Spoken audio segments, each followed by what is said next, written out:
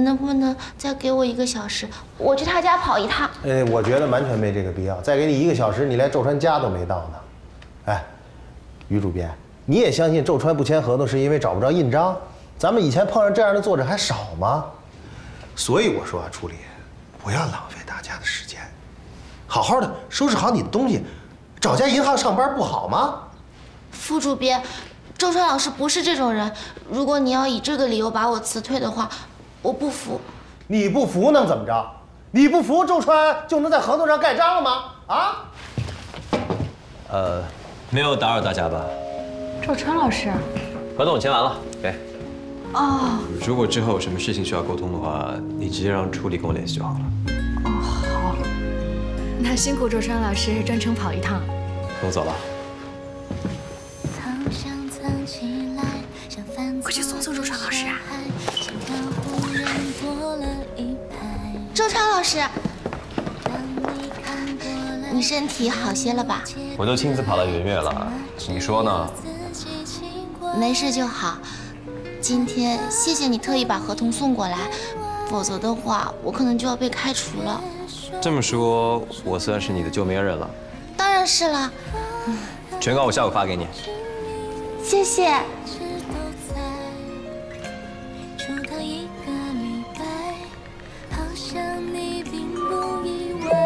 刚看到你昨晚发的消息，现在问题解决了吗？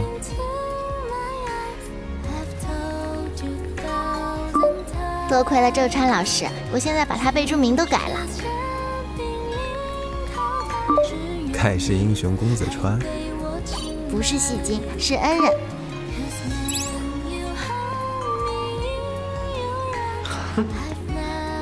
不是戏精，是恩人啊。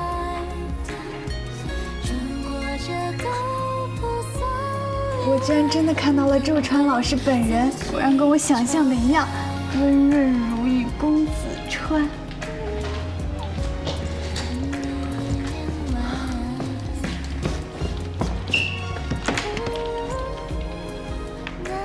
助理，你干嘛呢？日常检查一下自己是不是还活着。我刚才这一切不会是在做梦吧？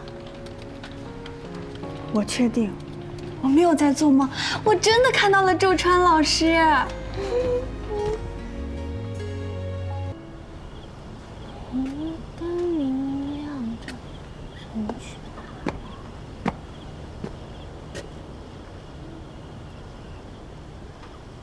在你后面。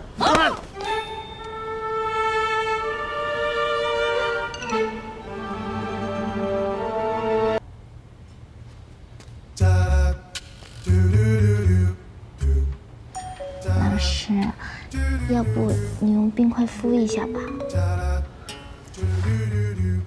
我合同不已经亲自给你送过去了吗？怎么还来啊？你不是说下午会发给我吗？我一直等也没等到，打给你又关机，所以就自己找过来了。没心情，明天吧。你心情不好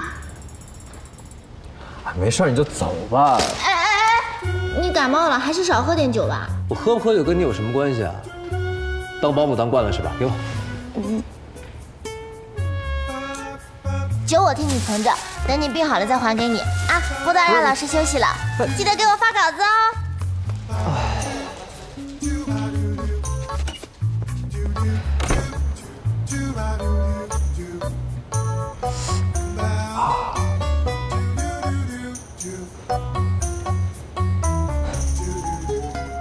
助理看稿子呢。萱萱姐，你回来上班啦？没有，医生还是让我多休息。我今天是来送稿子的。催了大半个月的稿子终于交稿了。是呀，是不是可以走3审流程了？可以。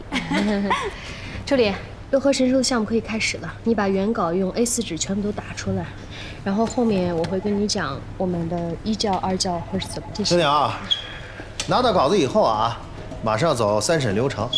周川的这本书啊，是我们原业社重头的出版物，所以呢，50万字的文，下周5校样要进校对室。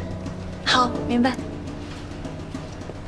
助理，据我所知呀，负责走3审流程的，一般就是本书责编。你这个活儿要是交给他们啦，那这本书从今天开始，直到上市、开卖、宣传，卖成什么样都跟你没有什么关系喽。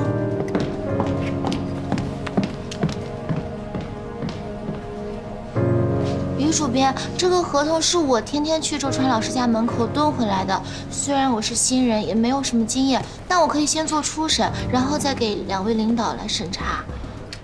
我知道，处理啊，周川这本书呢，是你签回来的没错，我们大家也都知道你立功了，对吧？但是呢，我也是经过这个深思熟虑才做出这样的决定，啊，毕竟你是一个新人。刚进咱们圆月没多久，这么重要的一本书，怎么能完全交给你负责呢？对不对？你要想锻炼不怕呀。你看我这有年年老师的华理，正好找人，马上要校对了。这个你拿这个练练手，